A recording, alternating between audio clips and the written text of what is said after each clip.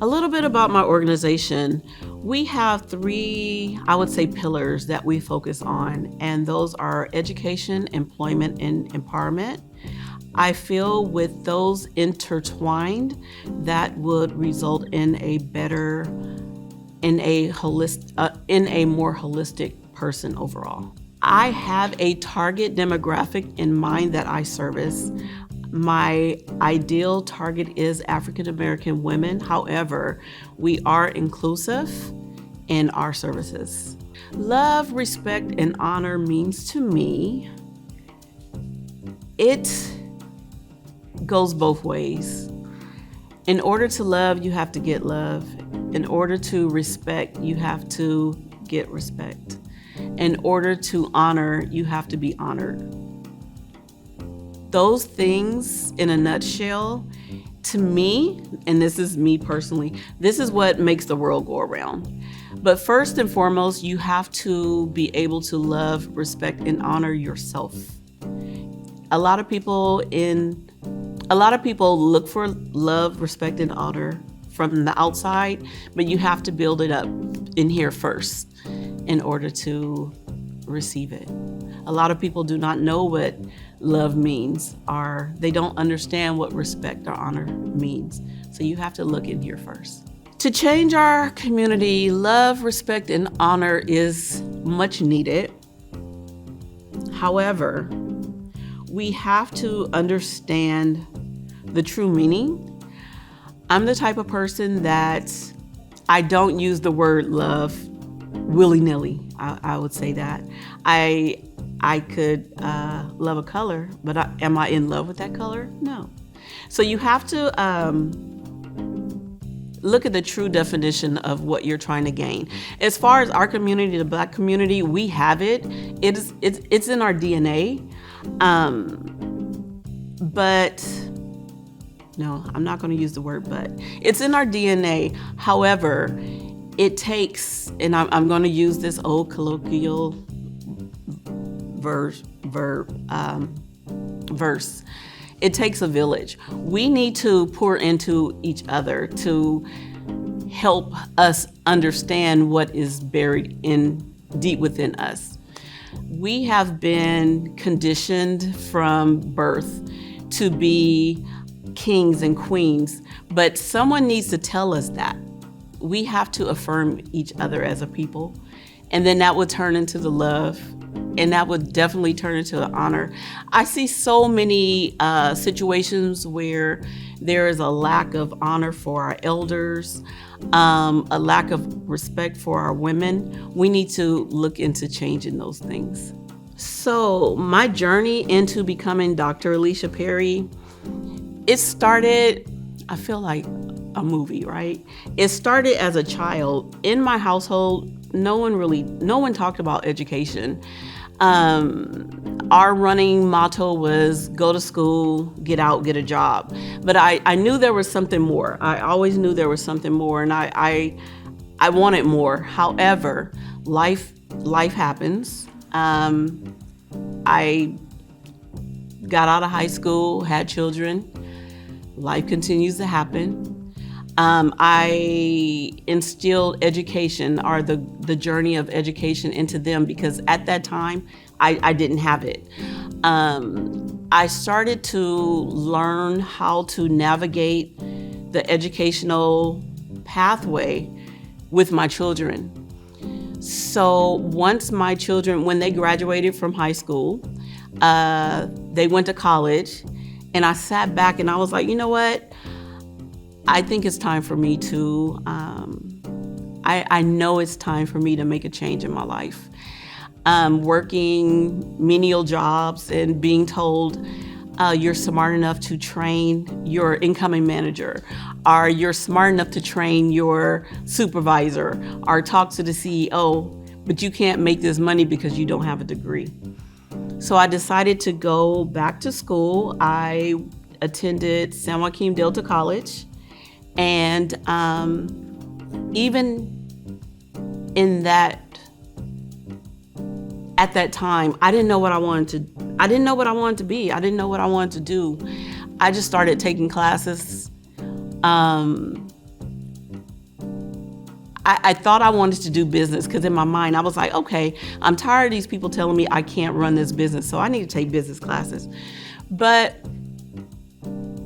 to me, business, I don't think you really need a degree for business. You can learn business on your own. You can learn how to start a business. You got YouTube.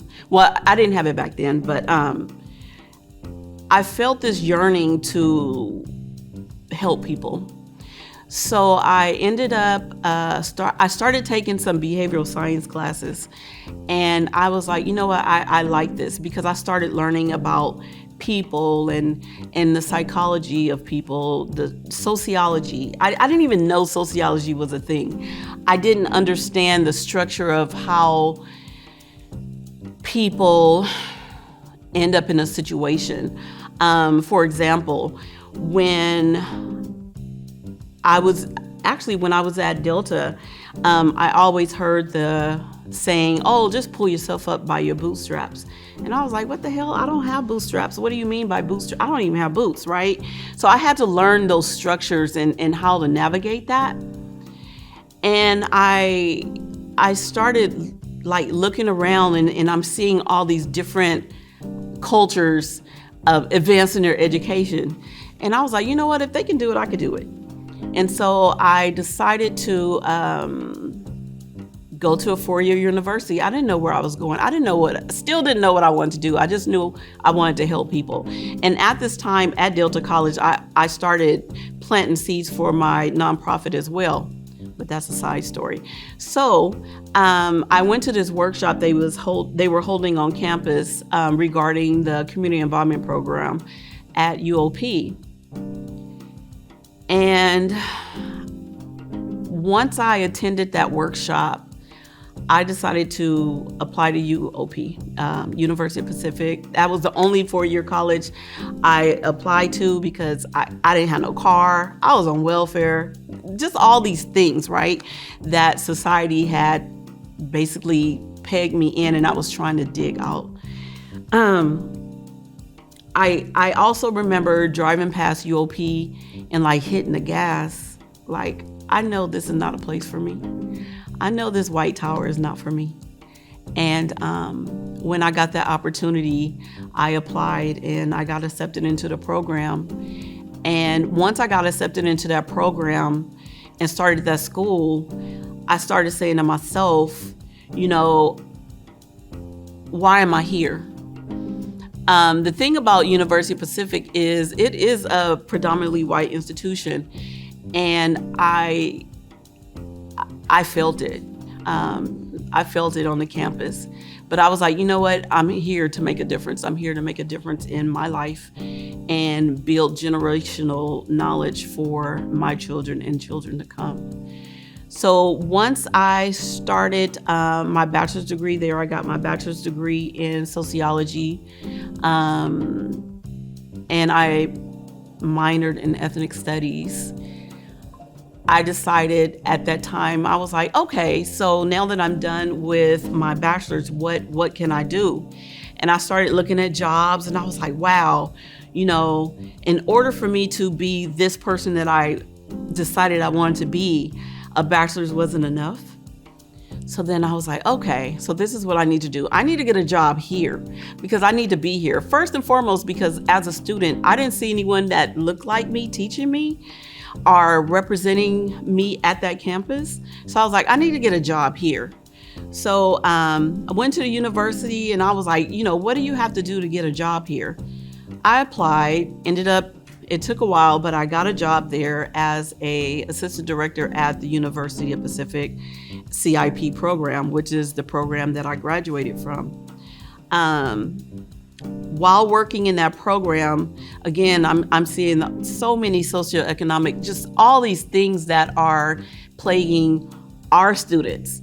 I would do outreach in the city of Stockton, and I love doing outreach, but it broke my heart because I didn't see kids that looked like me at the outreach. And I was like, you know, what is going on? So I talked to a superintendent, and he was like, you know, they, and I'm saying they, the they was us, they're not meeting the A through G requirements. And I know I'm going off on a tangent, but this is so important because when he said they, I saw me and I saw my kids and I saw my friends' kids. And I was like, wow, we need to really change that here in Stockton, because that is the narrative that I was given from someone higher up in education. So I took that and I decided that I needed to be a, not really like a mentor, but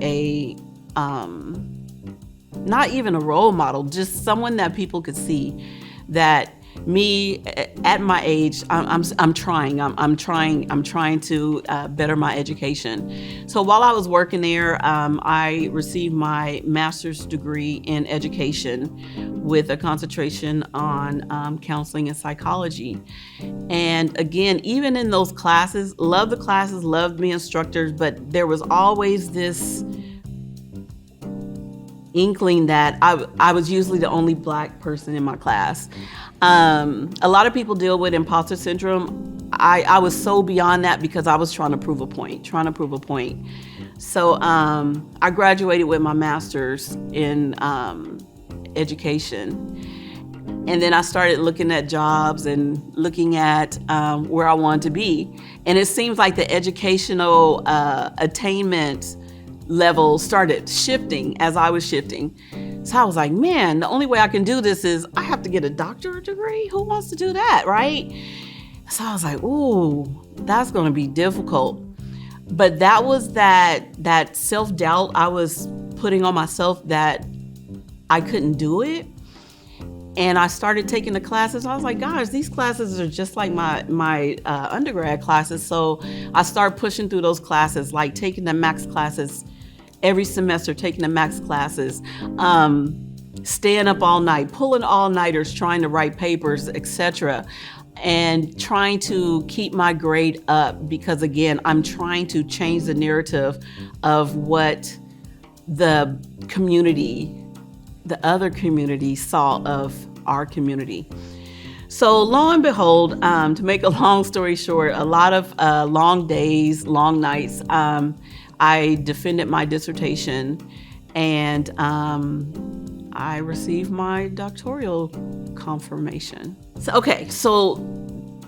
CIP, it started in 1969, and it is a program that actually it's called the Community Involvement Program. It started in 1969 during the civil rights unrest that was happening here in America as a whole. A group of students, again, probably like my mindset, you're driving by this white tower and you're like, I'll never be able to go there. Why come I can't go there? I can't afford to go there, right?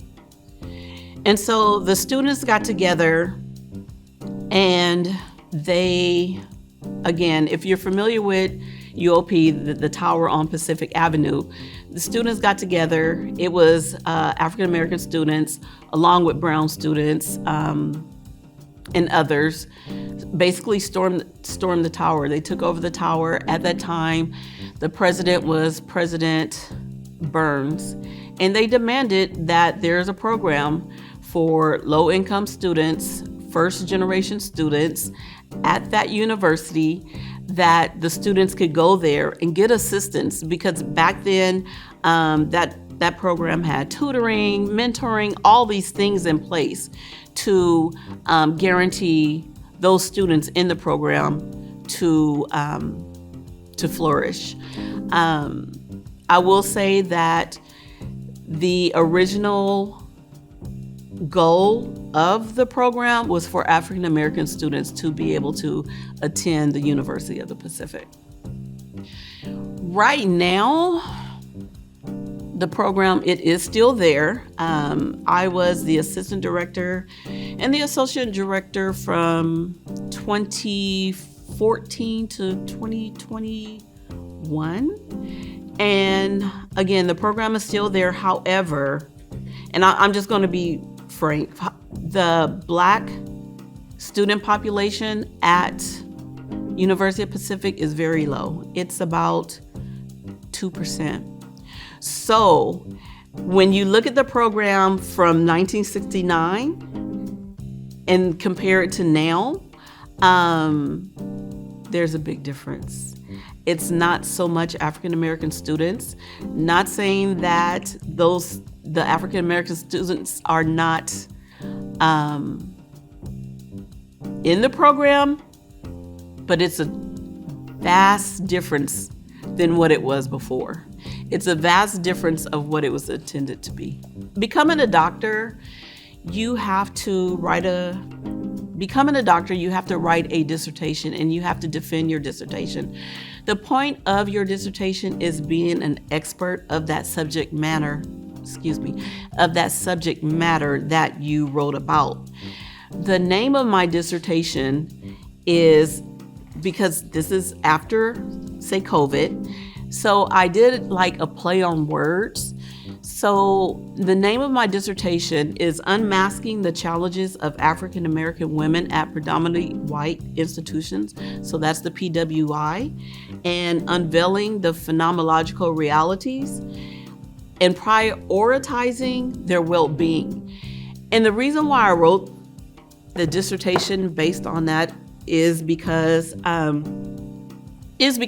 while I worked at the university, I saw so many talented African American women on that campus, and underutilized, unheard, undervalued, unseen, and I was one of them, to the point that they were in some ways tokenized a lot. You would see them when you needed to see them. When you didn't, you didn't. So I wanted to do this dissertation to give them a voice. I am no longer at the university. However, I wanted to give a voice to the challenges that they were facing, that I faced at a PWI. During the dissertation phase, I had interviewed 13 women, and yes, I interviewed 13 women, and it was really like a therapy session, our interviews. Tears, yelling, not at me, but just yelling, because this is the first time those women have had the chance to actually say or own their words. Very powerful, very powerful, very, very powerful. I see myself as an educator of Juneteenth. I would love to be an advocate of Juneteenth. Well, let me just say this one thing. Let me say this one thing about Juneteenth. As I said earlier, I've been raised on Juneteenth every year. All my life. I just turned 55. Was probably doing Juneteenth in my infant, I don't know. But I do appreciate the, let me say this right. I do appreciate the acknowledgement of Juneteenth, but I have a problem with the benefit of Juneteenth for everyone. Love Juneteenth. Again, practicing it all my life. But when you have Juneteenth as a holiday that the oppressors are the other folks can take off and they don't even know what it's for, I have a problem with that. So I had a discussion about Juneteenth and with a non-melanated person, and they were so happy they got the day off. And I was like, you really should be at work. I should have the day off. That's my one thing about the national, I'm not even gonna say national, about the acknowledgement of Juneteenth. Yes, but does everyone, like, can I have that day off as my form of reparations? How about that? And again, with Juneteenth, I mean, like, if you know the history, and why it was named Juneteenth. It's like, yes, celebrate it, but everyone should not celebrate it. Acknowledge it. Acknowledge the travesties that took place for us to get a Juneteenth. And I do want to say again, I'm not discriminating against other people, but I am so pro-Black that the melting of our Blackness is a problem. The erasure of our Blackness and the blending of our Blackness is a problem when it comes to certain things, such as Juneteenth. For San Joaquin County, I feel the way to create solidarity amongst our people is to get rid of our mental red lines. So you have people in the South, you got people on the north side of Stockton, you got people in Tracy, a whole bunch of Black people in Tracy. You got a bunch of Black people in Mountain House, a bunch of us in Lathrop, Manteca, all the way up to Lodi. Then you start spreading out. But those people don't come together. So we have to get rid of those red lines. If you know what red lines are, that's a whole story. But red lines were in place to keep us in our place. We need to get rid of those in our mind and start coming together as one. Juneteenth is the epitome of coming together. Because again, knowing the history of Juneteenth, that's when we broke wide in the state of Texas. We all came together and when we were like, no, we're out of here. We are not going to be oppressed anymore. And we came together as a community. It's so doable based off of Juneteenth. This should be the catalyst for our coming together as a people. Juneteenth for San Joaquin County should serve as a community call to action for African Americans to come together as one in solidarity to network. Use it as a networking opportunity. I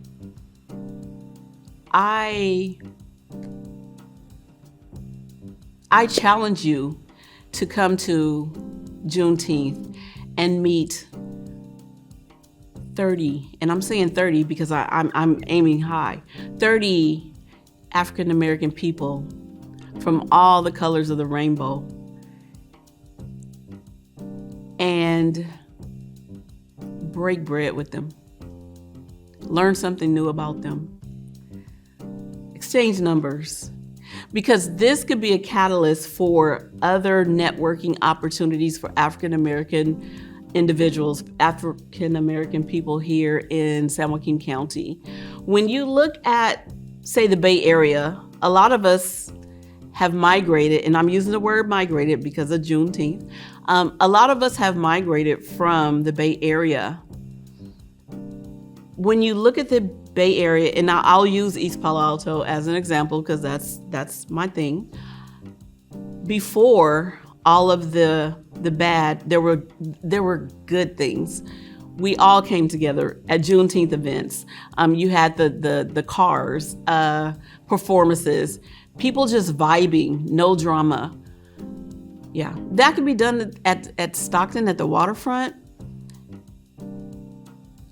I'm visioning people. We have African American people that own boats, pulling up on boats. We have African American people with horses, pulling up on your horse.